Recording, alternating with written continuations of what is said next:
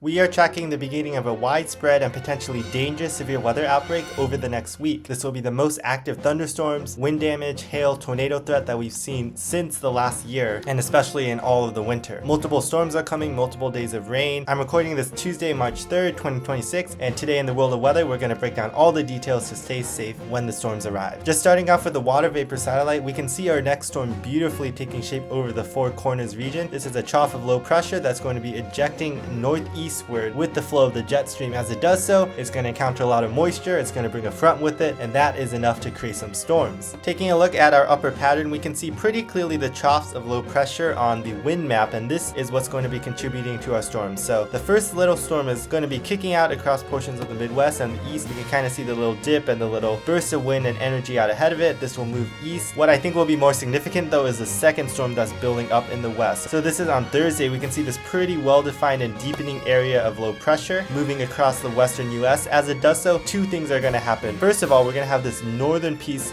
of energy that's going to quickly move to the north. So you can see it move from the Four Corners and it quickly moved into portions of the northern plains with a lot of energy out ahead of it. This is going to bring a particularly dangerous severe weather threat on Friday, so something we're watching closely. The other thing we'll be watching though, notice off the coast of California, we're going to get the second area of low pressure that pinches off from the jet stream. This is actually called a cutoff low, and what's going to happen is over the weekend, this is now on Saturday, this low is going to form and it's just going to sit over here for several days. You can see the low here, and as I play it out several days, you can see it just doesn't move, it just kind of stalls over the same area. What this does is a low in this position is primed to bring southwest flow into the US, and this brings a lot of Pacific moisture up in the atmosphere. When that combines with the Gulf moisture that will be rising up, it'll create an unstable environment and a lot of wind chill will be present as well. So all these things combined just mean that there's going to be a lot of rain and a lot of moisture and energy in the atmosphere. This will finally kick out across the US as we go middle of next week, so it'll take a long time for it to happen. Every day before it kicks out, we're looking at daily storm chances and the potential for severe weather and flooding. Again, this recording is as of Tuesday evening. There could be some slight tweaks to this day of tomorrow, but this is your Wednesday severe weather outlook. We have a slight risk, a pretty large slight risk, extending from northern Texas, including Dallas, up to portions of Arkansas, into portions of southern Missouri and Indiana. So anyone in the yellow, you're most at risk for the highest coverage of severe weather, but even in this green shade, that includes Austin in Texas, extending all the way up, brushing by St. Louis and into parts of Louisville and Cincinnati. You're also at a slightly lower but still noteworthy risk for severe weather. On your day Thursday, everything will shift a little bit further back to the west. What's happening is our first system kicks out, it clears the area, but our second system, that bigger trough, starts developing and starts re-energizing the atmosphere to bring back severe weather. So on your day Thursday, and again this can shift a little, but preliminarily we're talking about West Texas into the panhandle of Oklahoma and Kansas. This includes Lubbock, Amarillo, Abilene, and Midland. You'll be some of the bigger cities in the slight risk, but even in this marginal risk, we have Oklahoma City, Kansas City, Omaha, Wichita, Lincoln. Pretty wide swath of severe weather is possible still on Thursday,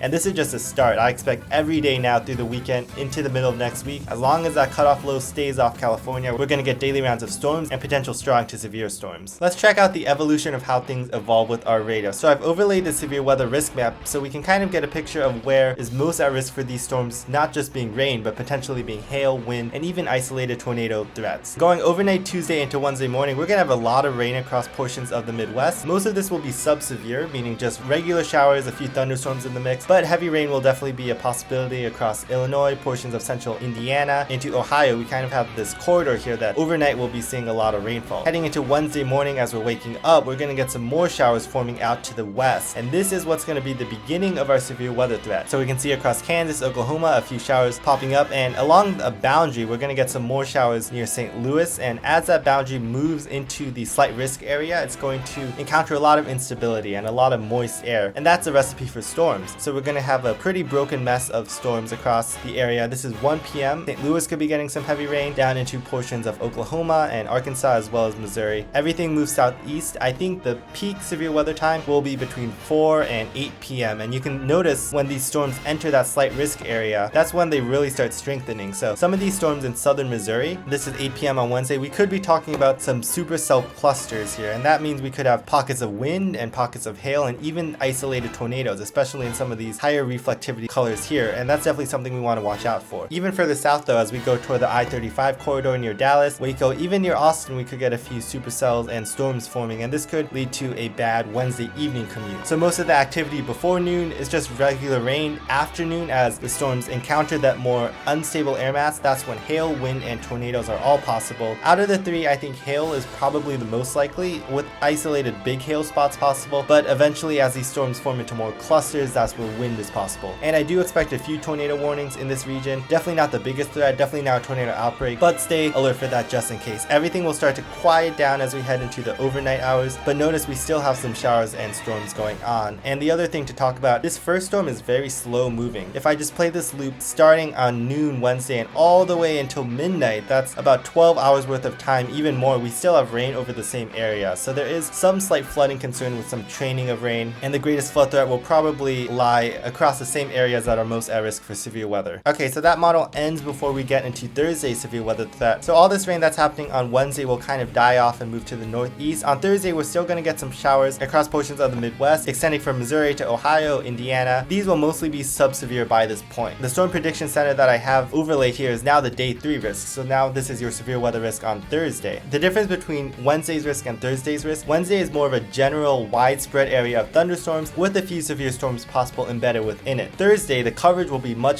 lower, so we're not going to have that widespread messy rain system we have, but the storms that do form could be particularly intense, and these classic West Texas long-lasting supercells are possible. So we're going to have a pretty strong dry line, a boundary here, and along that boundary we're going to get the possibility for storms to fire up. Now this is one of our more aggressive models. Don't be scared by how powerful these storms look, but it's certainly possible that we get into Thursday evening, a few supercells develop across Texas. You can see these storms track across that slight risk region. To me, this looks like a really big hail threat. In some of these supercells, especially if they can become discrete and individual, we could be tracking very big hail as well as a tornado concern with that. These storms will kind of conglomerate more into a line as they move further eastward, but there is somewhat of a nocturnal threat for some of these storms across portions of Oklahoma and Kansas. This is midnight, Thursday night into Friday morning, and we can see these storms ongoing before they kind of weaken as they move further north. The Storm Prediction Center does have a hatched risk of severe weather, a level 1 out of their intensity scale. Now something that the Storm Prediction Center just did is, for the first time in many years, they've updated their severe weather outlook, where they've added some conditional intensity information. So previously the severe weather outlook was just based on confidence, where the colors that we have here indicate how widespread coverage and how much confidence we have in severe weather happening. Now they've added a new element where they've also added intensity to severe weather, so how strong or particularly intense or violent they expect the storms that do form to be. So just something that's cool, this level 1 out of 2 intensity scale that we can kind of see over here, this is saying generally some stronger storms are possible. Not as strong as the intense level 2 category, but something that's worth noting. I think the main threat here would be hail bigger than 2 inches, maybe 2 to 3 inch size hail. Okay, believe it or not, Wednesday and Thursday is only just the beginning. Friday looks like a pretty dangerous day for severe weather. So off the bat, we already have an enhanced risk of severe weather in this orange shade, and that's the Storm Prediction Center is saying that, hey, even though we're still far out and there's still room for change, they have pretty high confidence in impactful severe weather. So definitely, if you're in the yellow shade, we want to pay attention. This includes all the way from Austin and Texas all the way up to Milwaukee and Wisconsin. A pretty large area of severe weather is possible, but specifically that orange area, this includes Kansas City, Tulsa, Oklahoma. These are some of the same areas that just got storms on Wednesday and Thursday. These areas are most at risk for a potential severe weather outbreak, and it's pretty rare for the Storm Prediction Center to put out this higher level risk area 4 days out. So I really do want to make sure we're paying attention to Friday, because this is not a day we want to write off. A lot of people might be unprepared as we're still just coming out of winter. Some of the dynamics in place that I think lend to some of the strongest storms. First of all, the upper atmosphere will be very active. There'll be a lot of energy with this trough of low pressure. We're going to have a lot of winds, and where this kind of maxima of winds in this purple color sets up, out ahead of it, that's going to help produce some storms and ventilate storms really well, which means we could have some supercells and potentially tornadoes, maybe even longer lasting tornadoes if the environment sets up for that. This is a pretty concerning signal for not only hail and wind, but also a pretty substantial tornado threat. We're also tracking some really moist air coming up north and a really sharp boundary between dry air and moist air. You don't need me to point out where the dry line is, but here it is where that dry air divide, and this really sharp boundary, this really sharp difference creates a lot of energy and instability in the atmosphere, and that's what's also going to be helping for storm development. We'll have a lot more high resolution data as we get closer, so bear in mind this is more broad general strokes, but you can see storms starting to fire Friday midday into the afternoon across this region, and any of these storms here across Kansas, Oklahoma, and Texas that I'm circling with my cursor, those have the potential to be supercells with strong winds, hail, and tornadoes. If we have a line of storms developing back to the north, any storms that develop ahead of this line, those are the most likely tornado threats, and potentially some of the stronger tornadoes could occur in this corridor here. So something we're watching watching very closely. But even past Friday, on Saturday and Sunday, as that cutoff low stays spinning over California, I expect continued storms. Look at this, on Saturday we still have storms across portions of Texas. Now of course details get a little more blurry and uncertain, but even on Sunday we still get some rain, some storms around, continuing on into next week. The storm threat doesn't really end on Friday. Friday might just be the highest impact day, but even beyond, some more scattered to numerous showers and storms are possible. With all the storms and rain coming round after round, we do have some flooding concerns. Anyone in red, you can expect at least 1 to 2 inches of rain, but we will have isolated spots of 3 to 5 inches. And 5 inches of rain, even though we are in some pretty big drought, that is still too much at once, and that could cause flooding. So pay attention, especially if you're near low water crossings, creeks, or streams. This could be the type of weather system with prolonged rain over many days to lead to flooding concerns. So it's a lot we're tracking over the next few days. Again, Wednesday, Thursday we have severe weather risks, but Friday, that looks to be the biggest day that I'm tracking right now, where potentially the most dangerous, widespread, and impactful weather is possible. So I'll have another video update as we get closer to Friday with some more high resolution details. But even tomorrow and Thursday's threats, don't discount those. Make sure we're staying weather aware, staying prepared, and have a way to get some of those notifications and warnings if and when severe thunderstorms or even tornado warnings do come through the area. Thanks for watching. Consider subscribing to stay in tune to all the weather updates. Stay safe out there, and I'll see you next time.